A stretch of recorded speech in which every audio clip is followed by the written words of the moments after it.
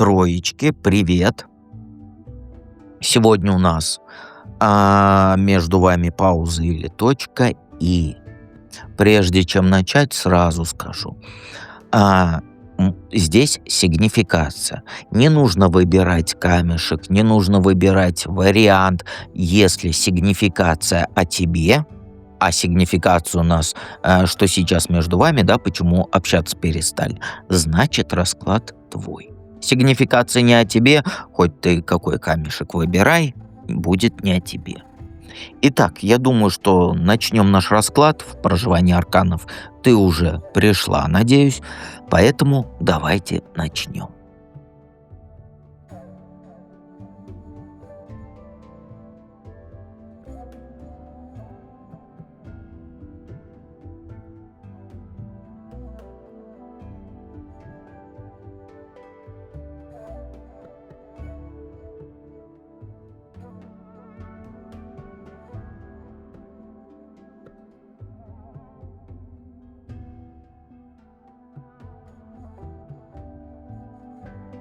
Троечки.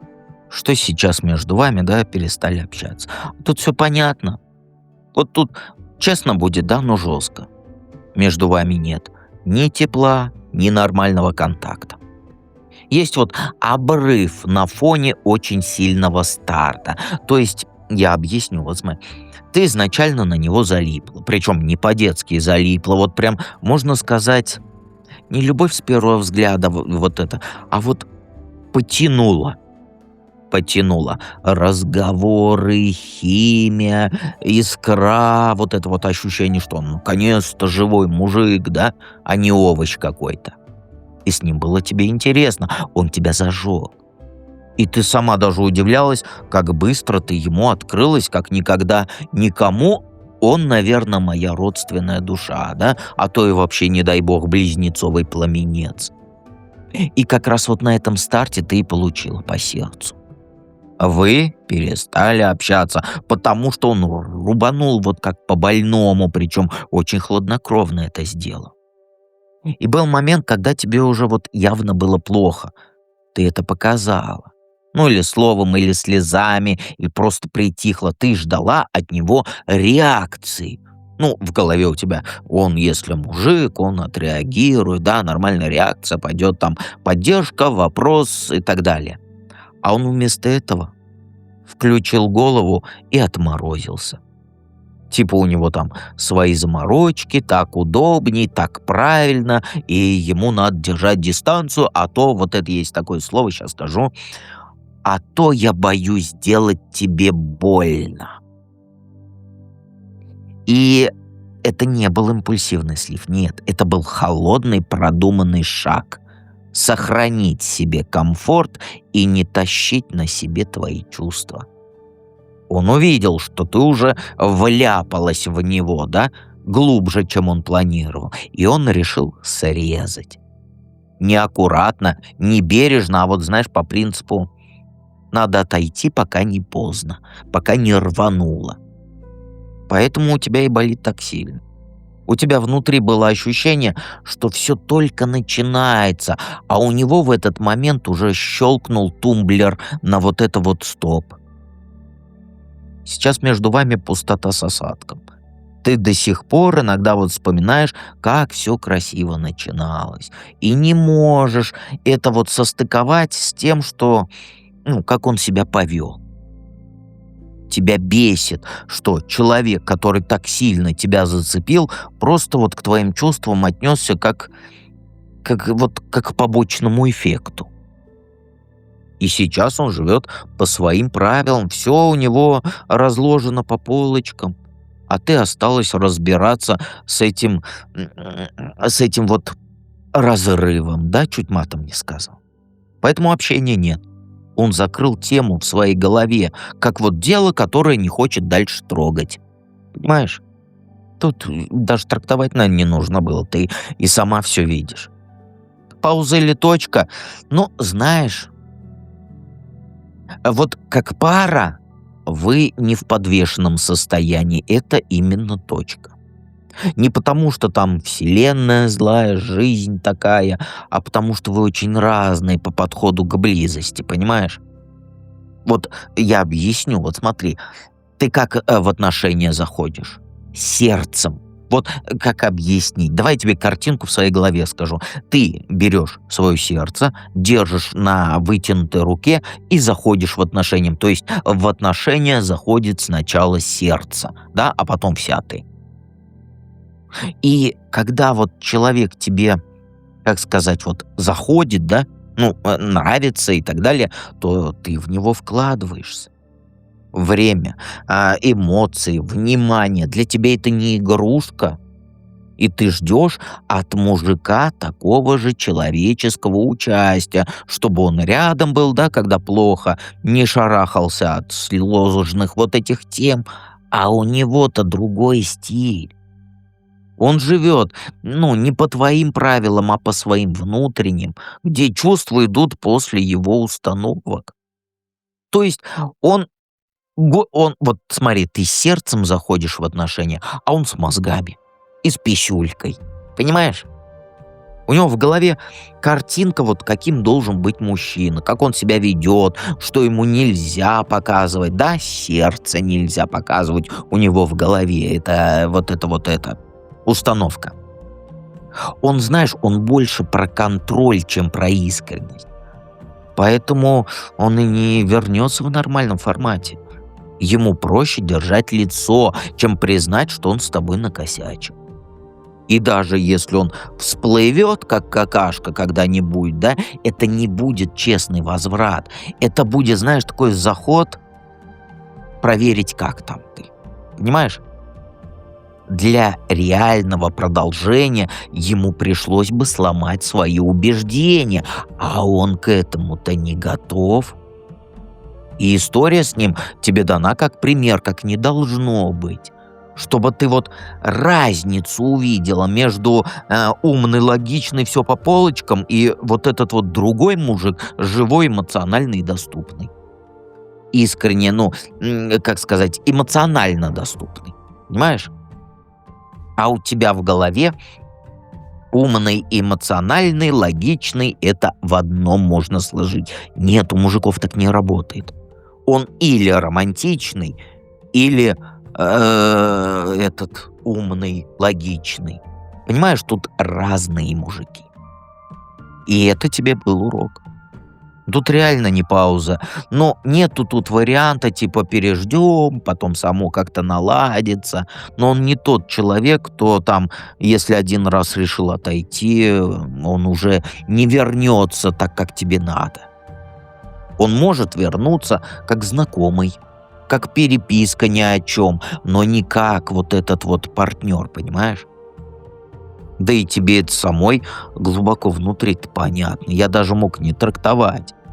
Ты уже не сможешь ему доверять, как раньше, даже если он напишет, даже если он будет говорить правильные слова. У тебя внутри все равно будет стоять вот этот момент, когда он тебя оставил один на один со своей болью. Это есть точка. Неприятная, да, режет, да, но она честная. Понимаешь? Что тебе делать, зная все это? Ну, тут, знаешь, опять же про тебя. Перестань пытаться его внутренне обыграть. То есть в своей голове прекрати сценки прокручивать, где ты ему доказываешь что-то, красиво отвечаешь, на место ставишь. Это только твои силы жрет и энергию. По факту он выбрал поведение, которое выбрал, да? И твоя задача сейчас не отомстить, не показать, как тебе плохо, или наоборот, посмотри, как я без тебя вырастаю, а вытащить себя из этой игры.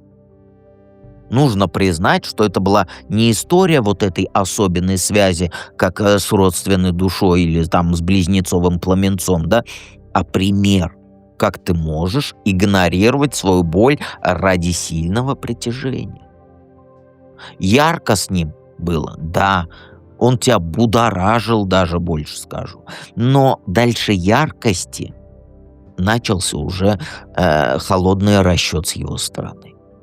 И вот тут важно честно себе сказать: я не хочу рядом человека, который так делает. Не в общем, не абстрактно, а конкретно про него. И не надо лезть в это самоедство, в которое ты любишь залезать. Искать, чем я его вспугнула, где я себя не так повела.